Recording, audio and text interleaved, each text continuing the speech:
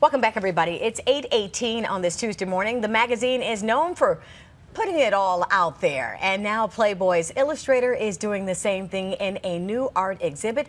Joining us now in the Good Day Chicago studio is Cherone of DNAinfo Chicago. Good morning. Hey, how are you? How are you? So what is this that we're talking about? Some putting it all out there, the illustrator from Playboy? Yeah, so Art Paul, he's 90. He was Playboy's first employee, the founding art director, hired by Hugh Hefner himself. He's aging now, and he's got a new art exhibit that will premiere Friday. And this time, instead of writing about or, drawing risque things, he's dealing with aging because he's suffered with some strokes and some macular degeneration, so he's losing his eyesight. So this is really how he's coping with this. And as you can see, the drawings in his art is just really amazing. It's an inside look at what really goes on in the mind then while you're dealing with these issues as you get older, from dementia, Alzheimer's, and then, like you said, some health issues like strokes and heart attacks. So he was just creating hundreds of works, and his wife said, no, we gotta put this out there. So this exhibit, it starts on Friday, and it's really sort of an inside look. It's sort of one of the people who helped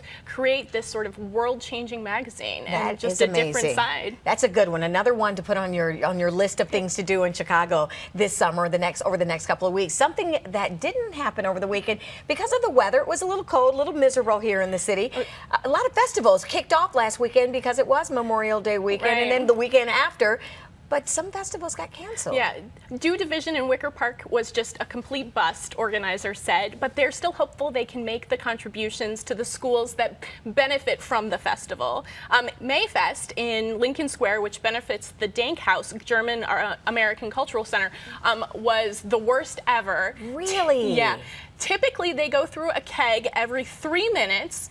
There were so few people, they didn't go through a keg until 7 minutes. And they're having a fire sale on leftover sausage and mustard and all of the non-perishables.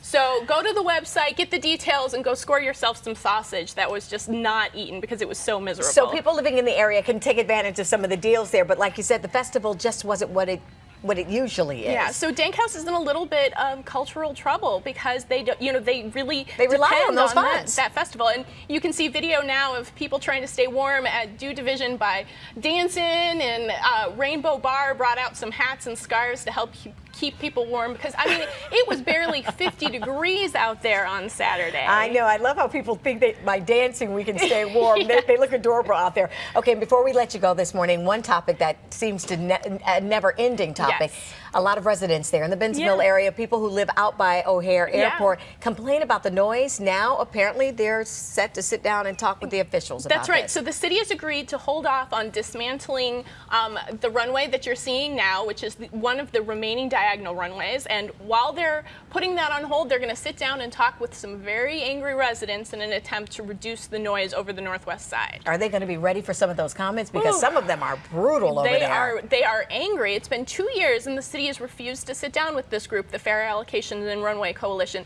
So I know they've got a whole lot on their mind that they're getting ready to say. Well, now there's a new commissioner of aviation, or Department of Aviation over there, so maybe she's the one who said, okay, let's try to make this happen. It'll be interesting to see sort of what comes out of that, because they've said consistently that this is sort of just the way it is, that this is just what O'Hare needs to be competitive. Right. But at what cost, I think, is what these residents are going to ask. All right, Heather, and people want more information. Where can they find these stories and a whole lot more? DNAinfo.com.